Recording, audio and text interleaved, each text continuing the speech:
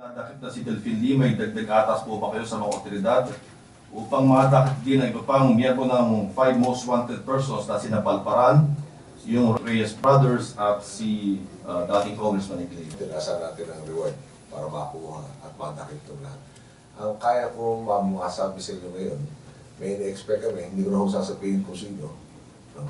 At sabi ko ng palagay ko, pag nagtagumpay ang isang kasalukuyang operasyon, mabibilib kayo doon sa kalibre ng mga nadakip at madadakip. Palagay ko, pwede ko ipangako sa inyo, magugulat kayo kung magtagumpay. Kaya pag tinanong nyo ako ng detalye, baka naman itong malapit na pong batang po, mapansin na siya tinutukoy, mawala na naman. Hintayin ko na lang ho na matapos yung operation, makita nyo yung abilidad na ipinakita ng ating law enforcement entities.